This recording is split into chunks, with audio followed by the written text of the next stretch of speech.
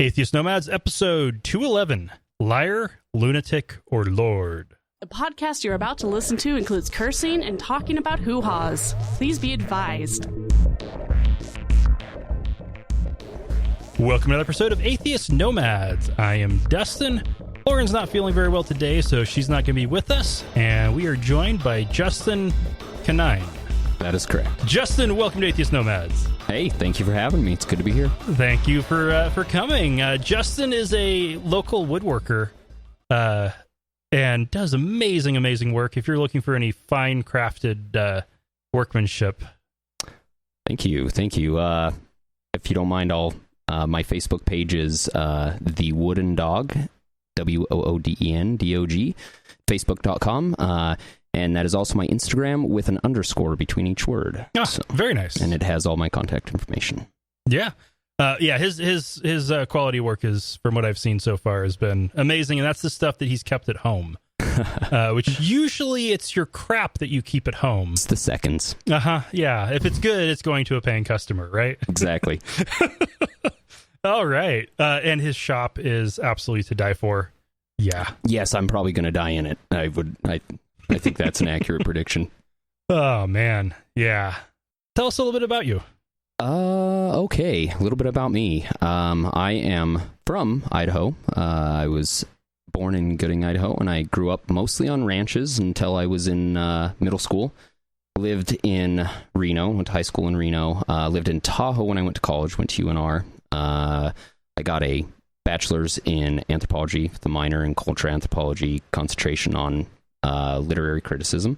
Okay. I never used that degree ever. I got a woodworking apprenticeship basically about a year out of college while I was still trying to decide what I wanted to do with my anthropology degree. Mm-hmm. And I loved it. I love anthropology, but I want to, this kind of doesn't make sense, but I want to keep it pure in a way, mm-hmm. And I don't want it to be my job. Like, it means too much to me, yeah. And it's a big reason why I'm an atheist, and woodworking to me is something that the drudgery is fine in woodworking. Mm-hmm. The drudgery of study of culture is not fine. It damages my interest, I suppose. Okay. Yeah. I can totally appreciate that. Let's go ahead and get into Dustin Off the Degree. This one is inspired by some recent discussions I've heard over the last several months. There was one, it was an interview on Scenic City Skeptics about a upcoming documentary on Was Jesus a Myth? There was a rant from Noah on Scathing Atheist recently. There was the Milwaukee Mythicist podcast that's been around. I don't know if they're still around, but they at least were. And we previously, like way early on with the show, like we might have been in the double digits by that point on numbers of episodes, maybe, with Bob Price about the mythicist hypothesis. And I think I might have a little bit of a unique perspective on it. Okay. And some of this is a product of my education, 5 years of studying theology. And then just some research I've done since then into, in particular, into the mythicist hypothesis. I find a lot of their arguments actually very compelling. I also find the entire thing absurd. Okay. And it's not that I find the thought that Jesus was a myth absurd. I find the entire discussion on either side absurd. I can see that. Absolutely.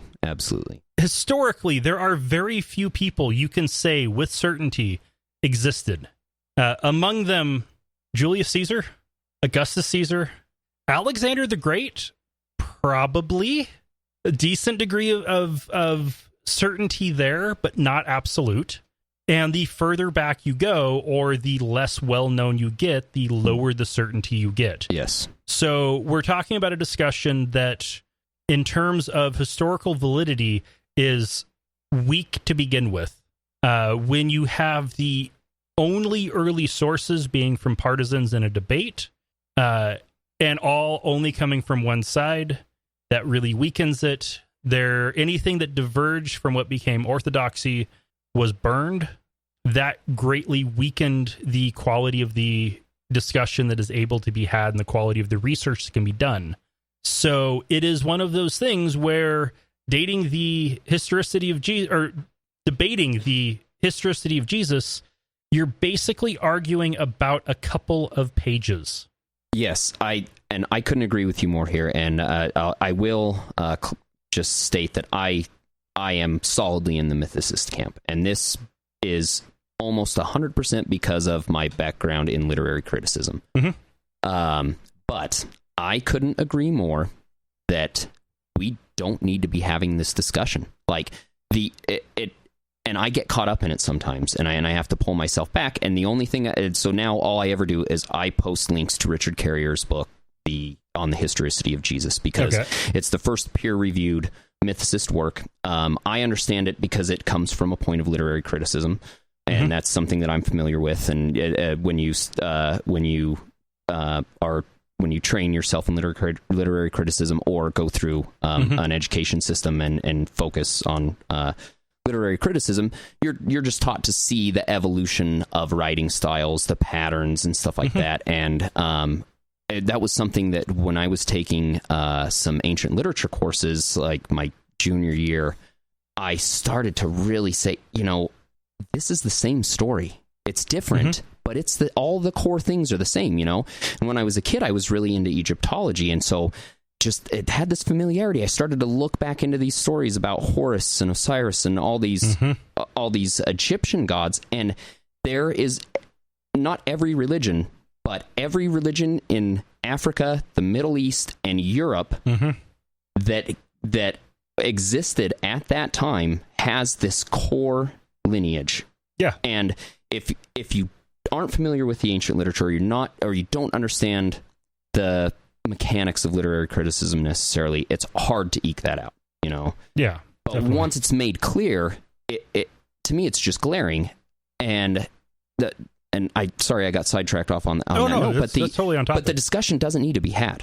Right. And I get caught up in it. So I just post Richard Carrier's deal and try to back off of that, because it doesn't matter. Because the real thing is the real discussion with Christianity, especially, is prove that there's a reason we need to be obeying these mandates that you say we need to be obeying. My view on Christianity is, if you're trying to force something on me through legislation, that's when we need to say, is this true or not? That's the stuff right there, And then other than that, if you're not trying to force it on anybody, let it go type of deal. And that, but if you're bringing it to me just in a matter of on the internet, and you're like, oh, hey, my God's real, blah, blah, then I'm going to get into that discussion. As soon as it's brought to me, I'm not going to seek people out and say, hey, damn you and this whole thing or whatever. But as soon as it's brought to me, that's when I want to get involved. And that's where we need to be focused, I think, on the discussions about religion. Who cares if the Bible is the literal word of God? It's, can you prove that the laws that you want to enact based off that book are going to be humane to me? Now, okay, getting back onto, was Jesus real? Did he actually, was it an actual person who existed by that name? There are some definite problematic elements that have kind of informed my particular, what I think is the most likely scenario. Okay. Jesus is basically a title. It's the anglicized version of Joshua. Right. And it is basically a title that means God save us, or Savior, or even just save us. Messiah also means Savior. Christ means Savior. That one's just Greek. So Jesus Christ is Savior. That's odd. Yes. For one. But it's also could easily be just explained as being a literary, just a literary ploy. But you have the original writings about Jesus, the earliest ones, and it doesn't matter whose dating you're going with off of it. Some of the Pauline epistles were first. And there's a particular song in, I think it's Colossians, if I remember correctly, that is just a couple lines from a hymn that probably predated that by about 10 years. So that could have been from the 40s or 50s CE. And that's pretty early that there was some kind of a religion with a dying God. You have Paul with, for one, he bragged about the fact that everything he knew and preached was revealed to him in a vision. Revelation. It was all direct revelation from God. Yeah. In other words, he was bragging about dreaming it all up.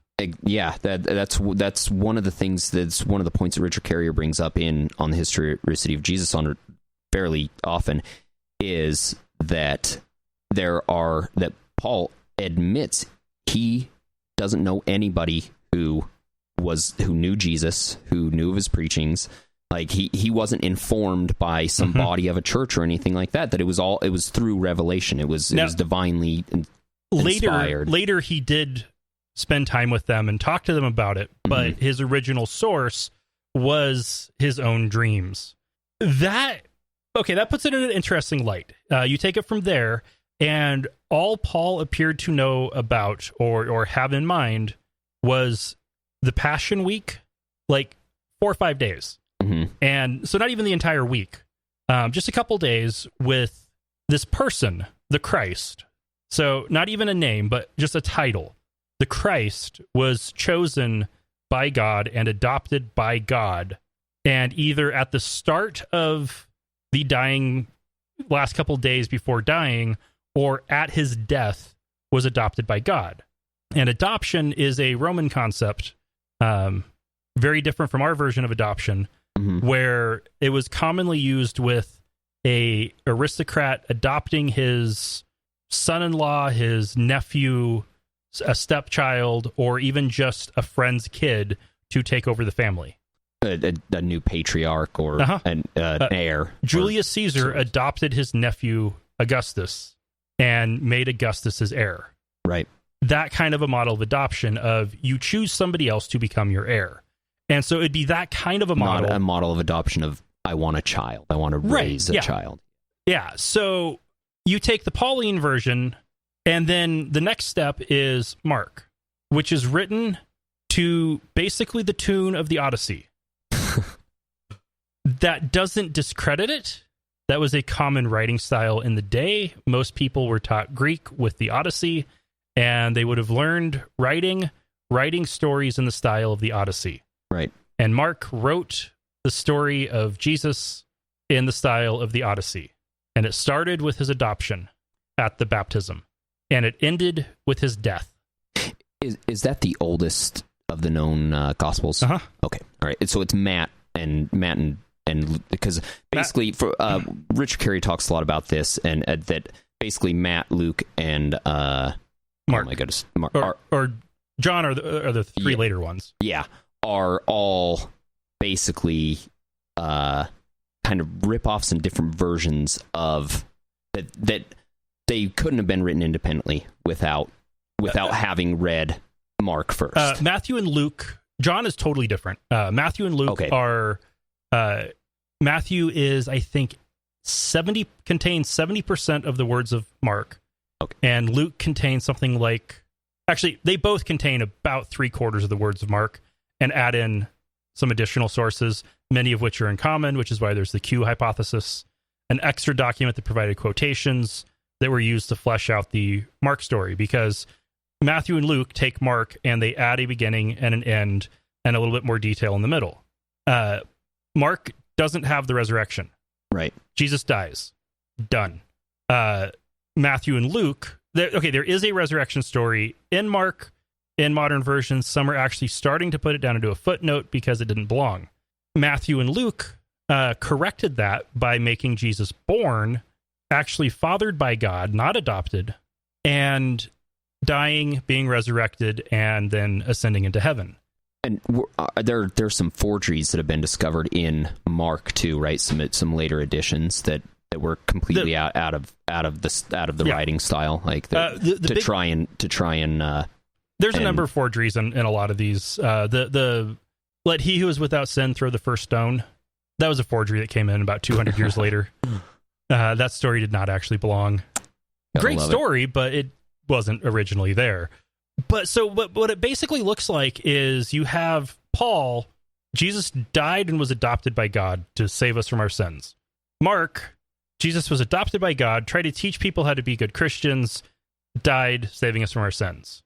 Mark and Luke, God fathered his child so that he could live and die.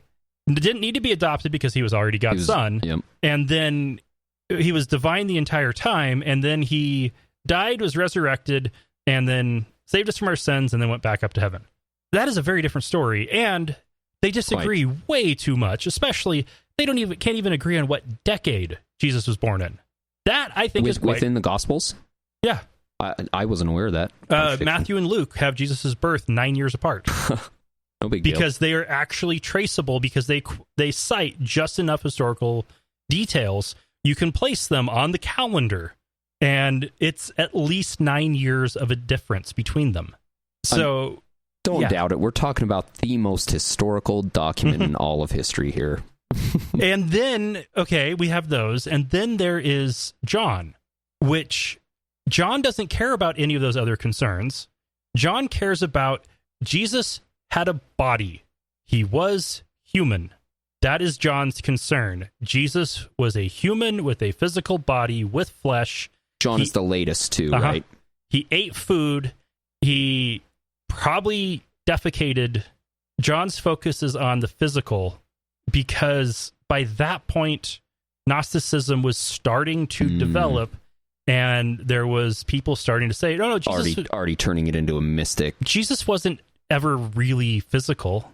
And so John had to try to say, no, he was physical, he had a body. And that's the whole point of the book of John, is Jesus had a body. And when you look at all those together, considering how the people writing about him within decades of his supposed life couldn't even agree on basic details or theology or anything like that, if they couldn't agree on, and they were having to write countering viewpoints that Jesus wasn't even really a human. Mm-hmm. If they were having to debate that in the first and early second century, how absurd is it for us to be debating that now with only the arguments of the people who won? Absolutely. So, okay, what I think is the most plausible scenario is that there was a teacher who had some followers in Jerusalem. Paul started preaching about a savior, and the group in Jerusalem decided they wanted to work with him. And so they joined up forces, merged things together, and created Christianity. And that it wasn't, if there was an actual person who was Jesus, it was inconsequential, basically. Liar, lunatic, or Lord, as C.S. Lewis asked? Yeah. None of the above. Legend. Okay. Let's go ahead and take a quick break, and then we will get into the news. Atheist Nomads is proudly brought to you by Archway Hosting. Check out their low-price, full-featured hosting solutions at archwayhosting.com. That's ARCHWAY hosting.com. We've been proudly using them for many years, and I love their service. So check them out if you're looking to do a website. It's well worth it. Even if they charge 2 or 3 times as much, I would still say it's well worth the price. Their support is great. They're very prompt, and when you can actually talk to the owner of the company, if you're having trouble, since he's usually the one that ends up responding to my support tickets, that's pretty damn good. Check out Archway Hosting. And we're also brought to you by listeners just like you. You can find out more at patreon.com/atheistnomads. That's patreon.com/atheistnomads. Or you can find the link on the right-hand side of the page. You can also use PayPal, or if you just want to clean up the loose change in your car and send it in the mail, message me, and you can do like Randy. And thank you, Randy. Cookies. You can send cookies too, I think, right? No nuts. I don't trust foreign desserts. Okay, well, you can send them to me. Okay. But yeah, and Randy included a note. Thanks, Dustin, Lauren, Rocco Taco, and Baby. Thank you, Randy. Or I guess you're welcome, Randy. All right. Elizabeth Sutherland was a 30-year veteran of the EPA, most recently serving as the Director of the Office for Science and Technology for the Water Office. She publicly posted her resignation letter, calling out the Trump administration's threat to the mission of the EPA. Specifically, she named the shift of the focus, control, and funding from the federal government to the states, which would cause the states to have to cut programs and enforcement or raise taxes. which a lot of states have a hard time doing, and also the rule that 2 regulations must be repealed for each new one. And as she put it, this poses a real Sophie's choice for public health agencies like the EPA. Should EPA repeal 2 existing rules protecting infants from neurotoxins in order to promulgate a new rule protecting adults from a newly discovered liver toxin? Faced with such painful choices, the best possible outcome for the American people would be regulatory paralysis where no new rules are released so that existing protections remain in place. The surreal nature of the last 8 months, I know I'm not going to wake up from the stream. I know this is real life. I know it.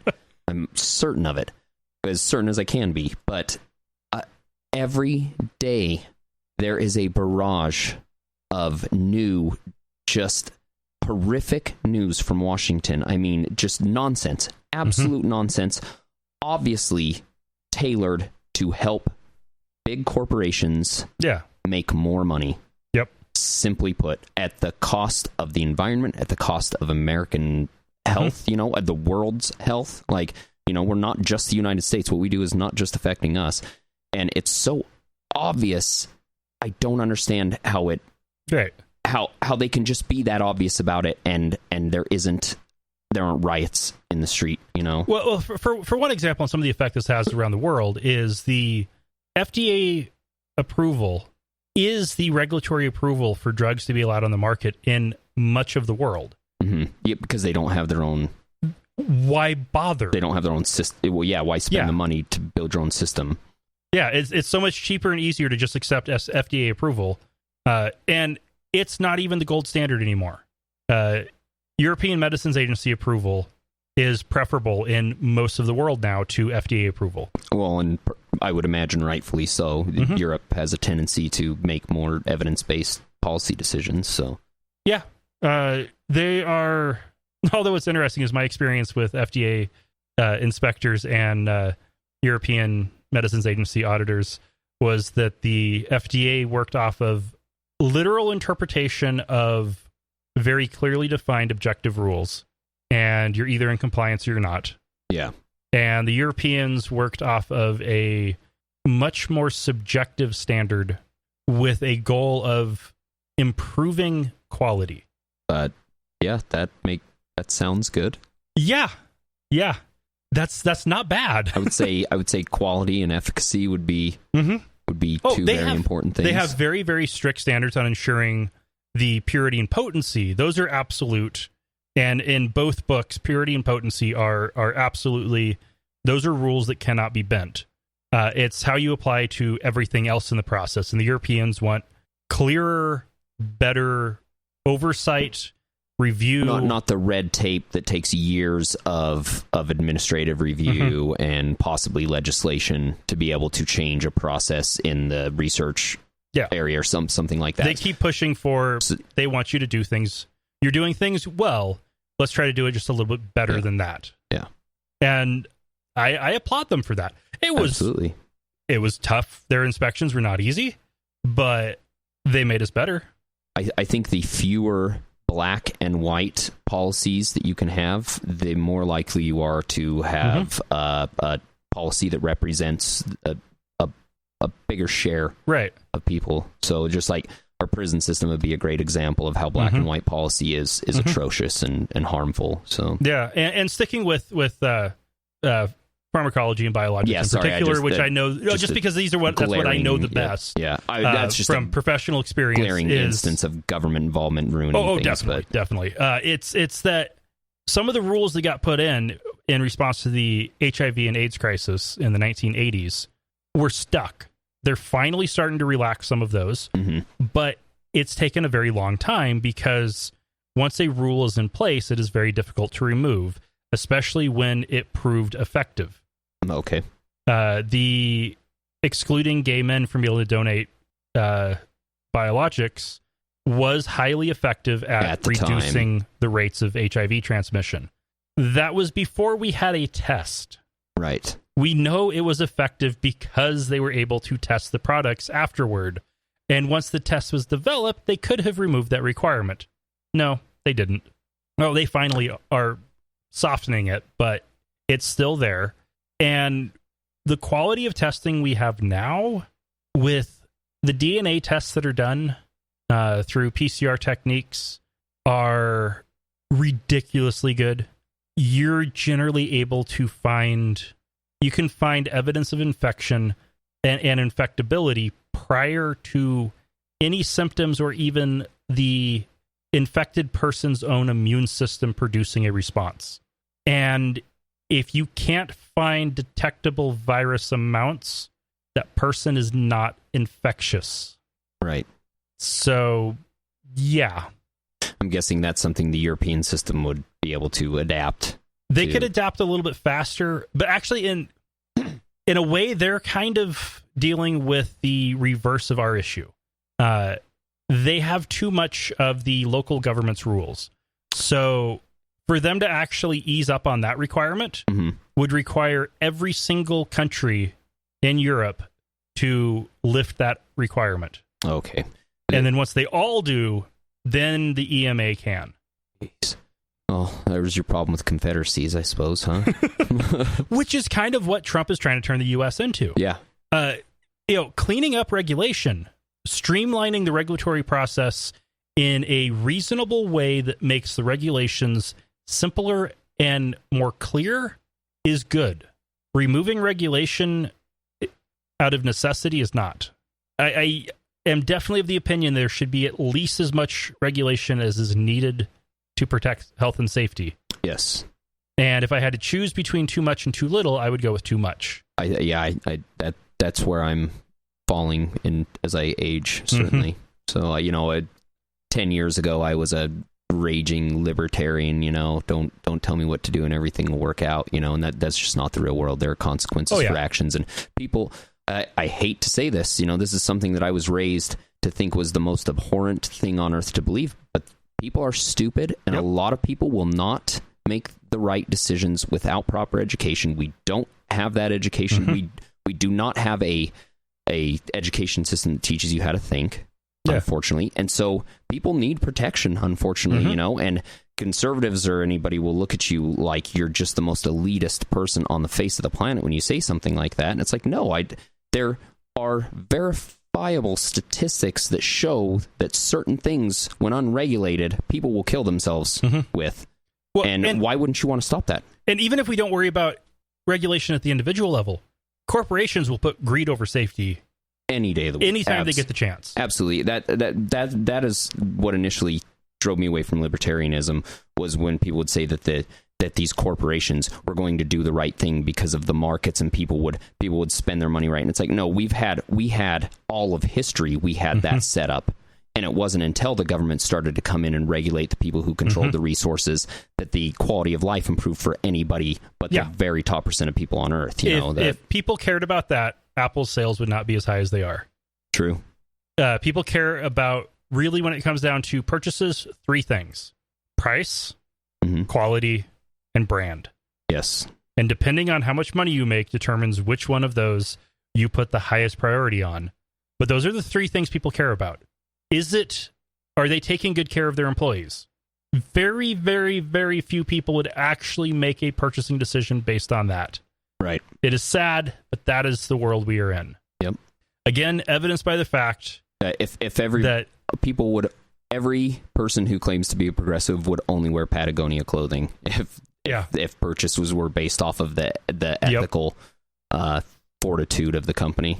Yeah, and again, Apple, they pushed Foxconn after word got out that the grueling hours and the number of suicides as people were literally jumping from their office windows to hopefully die. They had to put nets up to catch them.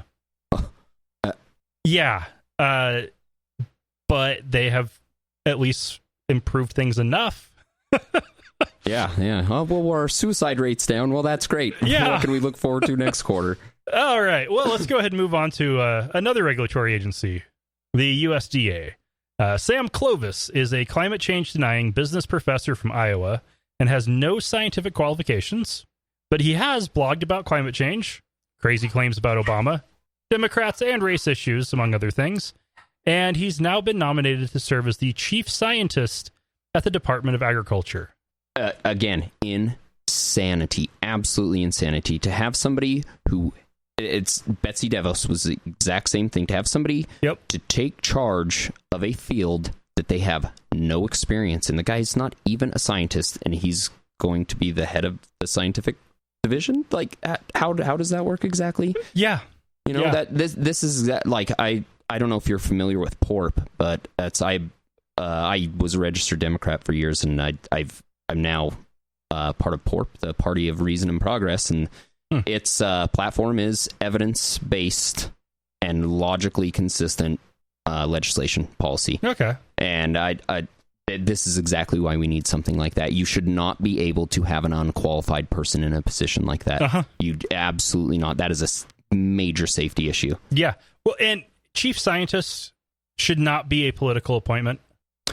Merit-based. That should be merit-based bureaucratic job. Yeah. Career path. Yeah. You work as a scientist at the Department of Agriculture, and you work your way up to being the top scientist at the Department of Agriculture, because science should be nonpartisan. Yes. Science is nonpartisan unless you have political views that say science is wrong. And you put somebody who probably doesn't even understand the scientific method in charge of science, Yeah. Now, the fact that he's anti-climate change or denies climate change realistically should have little impact on his ability to perform his job at the Department of Agriculture, just like how a creationist can be a brilliant brain surgeon. Yes. But you want somebody with the medical degree and who has done all the training and everything to be a brain surgeon. And I'm talking about Ben Carson with that one. I figured. And you'd think for a chief scientist job, you would want somebody who's at least taken more than just the bare minimum science classes. Yeah. For a business degree. You would think you would want a career scientist in an applicable field. But it's biologist or chemist. Yep. Yeah. Preferably biologist. It's absolutely insane. I mean, and what do you do? I mean, what's the process for making sure that appointments are done based off of the person's ability to perform? The Senate can say, no, try again. That person is not qualified for the job. Okay. They do have the right to do that. They are just having a hard time doing that because they have made the rule that it only takes 50 votes. And so the Republicans can afford to have 2 defections, and then they just bring in Mike Pence. Yep. Yeah. All right, let's look at some stuff. Kind of good news. Yep. It's at least a good, heartwarming story about a shitty story. So upon hearing word of Trump's tweet about banning transgender service members, which we talked about last week, Admiral Paul Zurkumpft. Succumped? Maybe. Anyway, the Coast Guard Commandant, and that is the top uniformed member of that service, had his staff reach out to all 13 openly transgender Coast Guard members, and he personally called one himself. And he's quoted by military.com saying, "I reached out personally to Lieutenant Taylor Miller, who was featured on the cover of the Washington Post last week. If you read that story, Taylor's family has disowned her. Her family is the United States Coast Guard. And I told Taylor, I will not turn my back. We have made an investment in you, and you have made an investment in the Coast Guard, and I will not break faith." Good for him. I personally have been really lucky. Almost everybody that I know quite a few people who have served in the military, and almost every single one of them is a person of character like him, and they're no problem with gays and lesbians serving in the military, no problem with transgender, it's another thing where it's a merit. They want it to be a merit-based deal. They want the person next to them, if they're going into battle, to be the best person, to be the guy that's going to have their back, whether they were born with a penis or a vagina and now have the opposite or whatever, no matter what they, no matter how they identify gender-wise, and that's been my experience. I also know there are a lot of people in the military who, are very homophobic as well. So that's unfortunate, but good for Zukunft. I think we need to see more definitely. more people of conscience standing up like that. And I think when I was reading in the article, there were like 45 retired admirals, generals, and stuff like that who signed a letter supporting the transgenders right to be including two of the former chairmen of the Joint Chiefs. Well, and the really disgusting thing about the whole deal is when you look at the excuse that was given, something about the medical costs, right? Yeah. It was $1.7 million or something like that, average yearly cost, and it costs that much for him to go spend a weekend in Mar-a-Lago. It's disgusting. Yep. And if you look at it just in terms of the military budget, it doesn't even register. It's small enough to be considered negligible. Yeah. There are numerous black budgets significantly larger than that. Yeah. There are numerous people with black spending accounts bigger than that can spend more than that untraced completely of taxpayer money, and nobody's going to know. Yeah. And that's what they're concerned about. Yep. It's so apparent how so much of this stuff is either like a payback for contributions or support or something like that, or something to obscure from something else that's going on, to keep that news cycle focused on, because people really do get enraged, and rightfully so, over something like this. I mean, I was lucky enough to have one of my best friends in middle school's mom was a lesbian. And so at that age, I learned very early that this amazing woman was a lesbian, and that didn't mean anything. All it meant was that she was a lesbian. That's it, And so I've always been I get really upset when people start, like, if you want to say that gay people shouldn't be able to get married, it's one of those instances. I tried not to be violent except in defensive situations. That is one of those instances, though, where if I'm in the right mindset, you might have to run from me. Because if you're trying to tell me that you think a gay person is a second-class citizen, I'm like, to me, it's unacceptable. It's disgusting. It's the same thing as racism and sexism. To say that another person, because of the way they were born, is a lesser person, F you, buddy. I have no tolerance for that. Yeah. All right. Yeah. Let's go ahead and move on to some interesting ones, to say the least. The Senate Foreign Relations Committee voted 17-4 for a bill that would cut off U.S. aid to the Palestinian Authority, and we're talking about a sum of $300 million per year. That'd pay for like transition medical care for transgender service members. There you go. For the next 250 years or so. That's not bad. 200 years, yeah. It'd just be in 1 year we'd pay for it for the next 200 years. So... yeah, that's how small of an amount we're talking about. Yeah. Anyway, so $300 million per year, unless they stop making stipend payments of up to $3,500 per month to the family of those who have been imprisoned or died fighting the Israeli occupation. Ooh, man, this is okay. The whole Israeli-Palestine thing for me is, I feel like that I might have a level of ignorance on this, because I personally and I get some I believe unwarranted oh my goodness, people come at me like I'm trying, like maybe I'm a bigot when I put forth this point of view. But for me, just understanding the history of Israel and Palestine, why is Israel a nation, right? Why like, I personally side with Palestine, and a lot of people get really upset with that. But to me, I look at it, if suddenly there was a war right now, right? And I don't know, let's say the Inuit, right? After the war, the Inuit were put in concentration camps. And after the war, a committee of all these other nations' leaders comes together and decides, okay, well, guess what? We're taking this much of your land and giving it to these people who haven't had a claim on this land that we know of for 1,500, 2,000 years.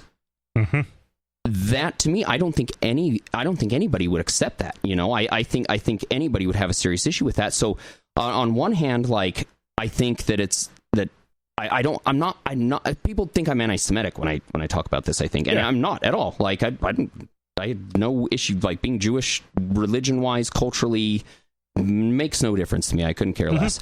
But going in and stealing people's land, only America can do that. The whole thing to me just seems like Palestine isn't handling it properly. I don't think paying people to go and murder Jews in this war is a good thing. I think that's abhorrent.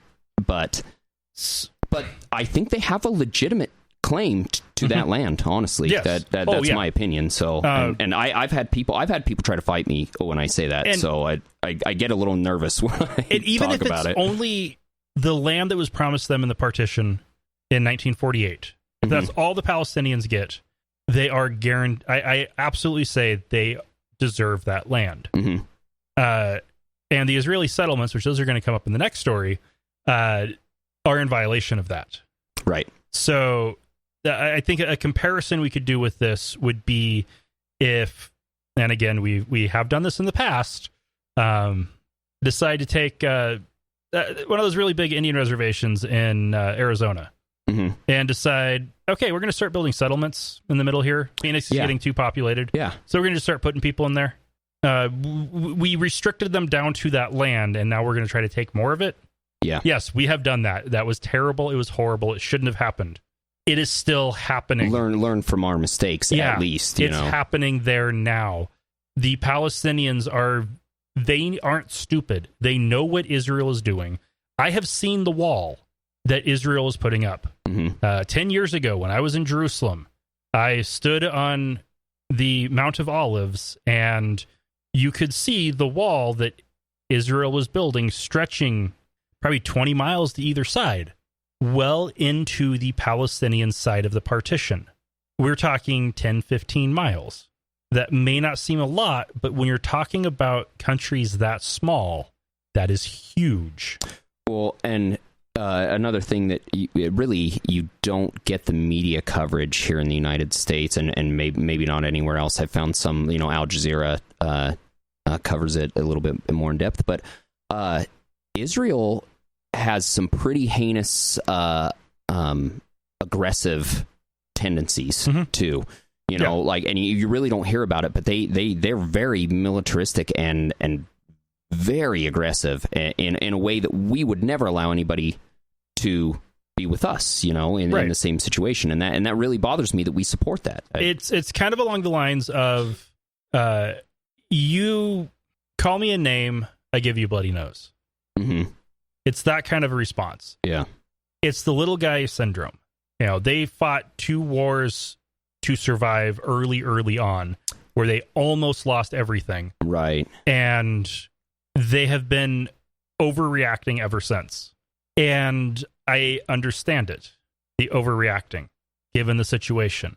It's still terrible because they're overreacting to a group of people that they are basically keeping in a state of apartheid. If this was any country other than Israel, they would have been boycotted by the world in the 1970s. Yeah, imagine it was Kosovo, right? And what would we be doing? Yeah. Or Somalia. Or South Africa. The entire world shunned South Africa because of apartheid. Yeah. Rhodesia lasted as a country for all of a year and a half because the world shunned them because Anyway, Israel as an issue is absolutely huge. With the $3,500 a month payments, we are talking a population that is still very highly living in refugee camps. They still aren't all in permanent cities. The economy is very, very depressed. And for a lot of these families, they're trying to make up for the fact that they just lost who was going to be buying the food. Yeah. So I understand why they're doing it. Yeah, why they're giving stipends. They are fighting for the right to self-determination. And the fact that they are fighting is understandable. And I also understand being very unhappy about the fact that they are rewarding families for terrorism. Yeah. Yeah. That I think that's the issue. Democrats and Republicans alike are supporting a bill pushed by the American Israel Public Affairs Committee, one of the most powerful lobbying groups with Democrats. And this bill would make it a felony to support the international boycott of Israel and its settlements in the Palestinian territories. Under this law, it would even be illegal to ask people about the boycott. That means that I could face a minimum fine of $250,000 and a maximum of $1 million and 20 years in prison just for interviewing someone about the boycott. If somebody told me that this was an Onion article, I would buy it. Like, I would be like, well, they're getting a little serious. They're not quite as slapsticky as they usually are. But yeah, this is so absurd. It has to be a lie. It has to be a lie. And there's no way. There's no way this is getting passed, right? I mean, it's so blatantly in contradiction to the First Amendment that, and if it does get passed, it's got to get shot down. I mean, well, maybe not. We live in a country that I don't want to say that anything is definite anymore. The leadership in both parties are supporting it in Congress. It is such a blatant violation of the First Amendment. You know, and this is another thing I contend completely, and I get in. It's another thing I get in big arguments with people who want to play the partisan crap, is that you cannot tell me that the leadership on the Democratic or the Republican Party give a crap about the Constitution at all, except when it works for them, except when it has some emotional value that they can use to garner ignorant votes. You know, but they're just, this is it. If this passes, there have been other things that have passed where I think maybe not like we're going to have a revolution or anything, but I do believe that our federal government is experiencing some serious symptoms that it's probably about to die. You know, maybe not immediately, maybe 30, 40 years or something from now. Yeah. But we've abandoned constitutionality in this country. Big empires take a long time to die. Yeah. And I think that all this stuff is just a sign that we don't function based off the Constitution anymore, and we've become an oligarchy, and I think people are starting to wake up to that, and the big money that is, you know, the lobbyists and the big money that are behind legislation are really starting to push back against people being awakened to these facts. Net neutrality, you know, I mean, we have all these things where trying to gut the education system, you know, they're trying to keep us from understanding what's really going on, and I think people are waking up, and I really do believe that we're at the end of the... I would say we're about 45 years into the process already. Well, yeah. Starting with the two big steps being Nixon's ouster and the loss in Vietnam. Okay. Since then, we have been on a steady decline. Yeah. Well, and I mean, and the seeds go back. I maybe even further than this, but I think Woodrow Wilson, you know, was one of the first presidents to really turn America in a direction that it had never been before, and we've just slowly been ramping that up and escalating that, and in some good ways, we becoming much more progressive and socialist. And then in other ways, we become much more nationalistic and bigoted, you know. And with the aftermath of World War II, we started doing very, very expensive things, like playing World Police. Yes. And we still somehow haven't managed to figure out that is ridiculously expensive and we can't afford to do it, but we keep doing it. Yep. And it started the day after World War II. Yeah. With the slow bankrupting of the country, and this is just one more one more symptom, I suppose. For the fact that this could even make it to the floor to get voted on is troublesome. Yeah, it's not there yet. I wouldn't have believed that a year ago, a week ago. You know, like before, because the first exposure I've had to this was in the footnotes for the show or the show notes, and It took me aback, you know. It's something that I didn't. It's so obviously a violation of the First Amendment that it has even been presented. If this passes, I predict it will be signed into law, Mm-hmm. and it will be thrown out in court after the first violation is called on. Because Really? it's going to be hard to get standing until somebody is actually charged. Yes. And there will be a lot of instigators. I would have to really hold back to not immediately schedule an interview with a Israel boycott activist. It'll be interesting to see which of my favorite podcasters, if this gets signed into law, decide to take on that burden. You know, and realistically, I could probably do interviews like that for 5 years and never get any attention. But somebody will do one and get the attention and get arrested or fined, and the ACLU will take up that case and it will die immediately in court. It has to, right? I mean, if it doesn't, if it were to be upheld, you know, I mean, if it were to make it to, because so the suing on legislation from the federal government does not immediately go to the Supreme Court, right? There's lower appeals court. It starts at the appellate courts, right? It starts at the federal district. Okay.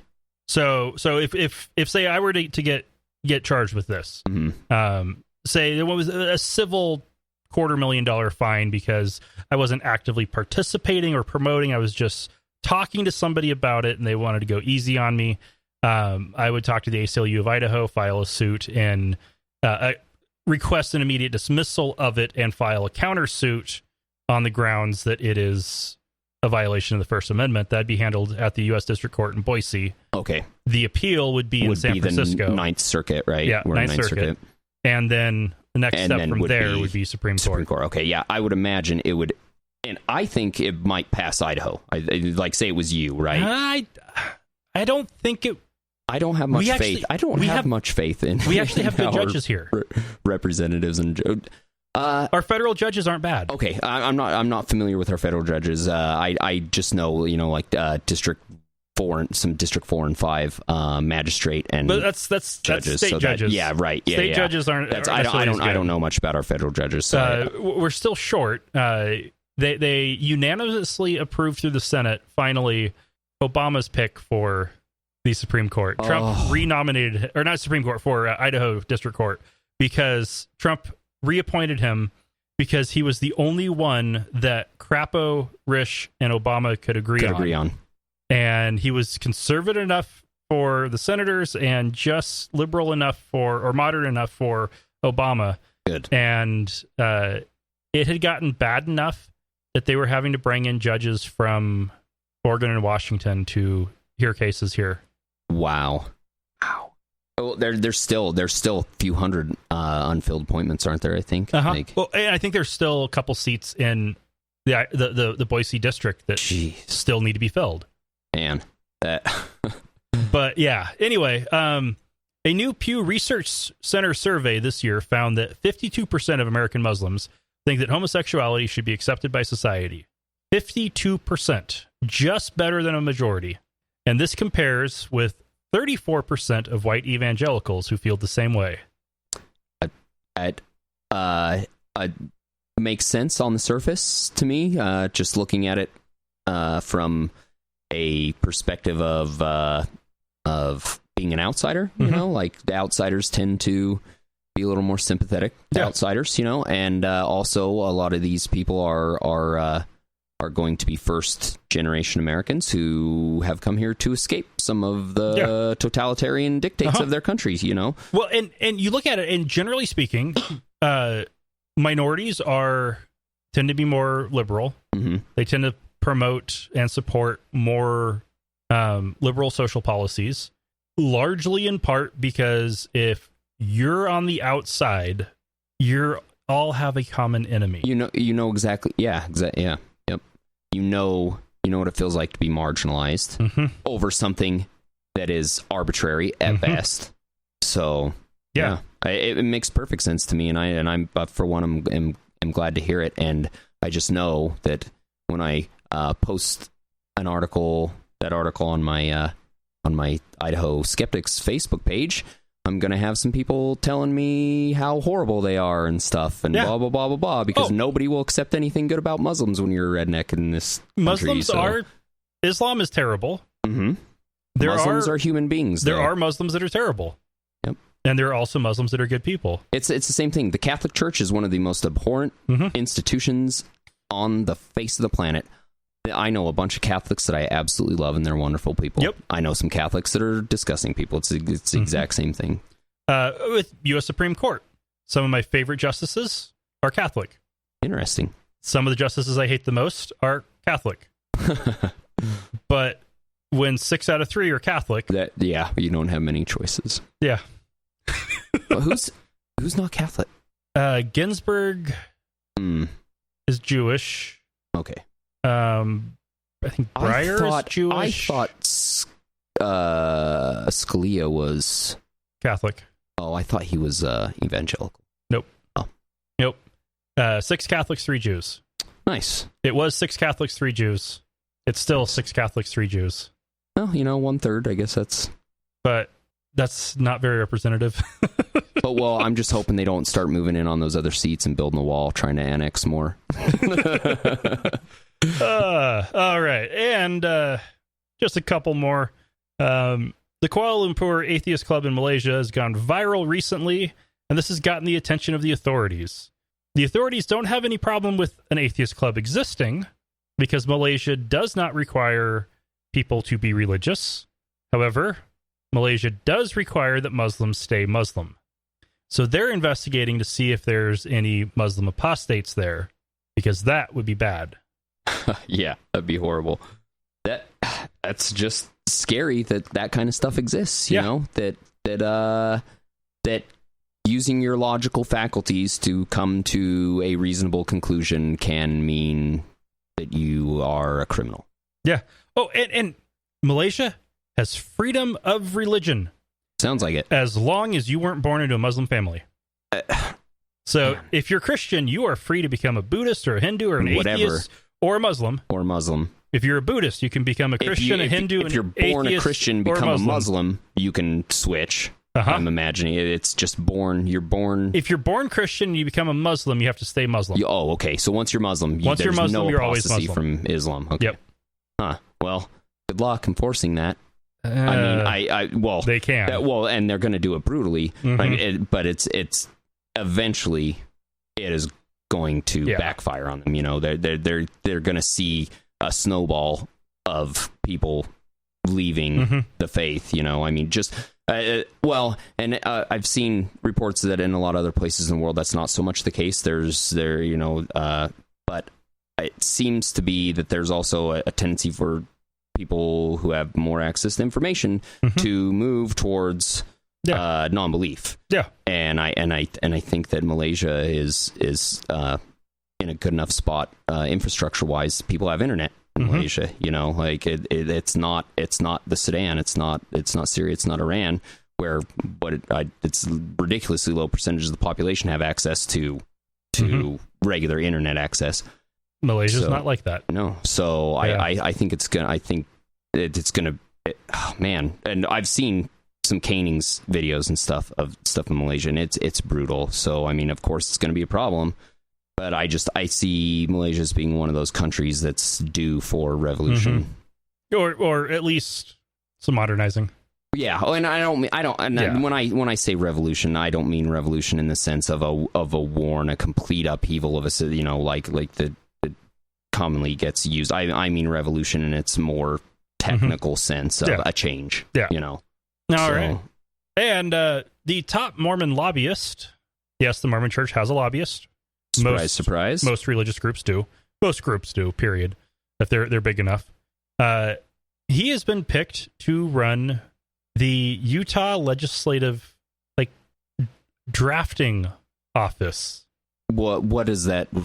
I'm not sure. That means he will be responsible for when a member of the legislature says, I want a bill to do X. He will be in charge of writing that bill. I did not know that there was one person in charge of drafting bills. I thought that was a committee thing. Well, he'll be in charge of the office that does that.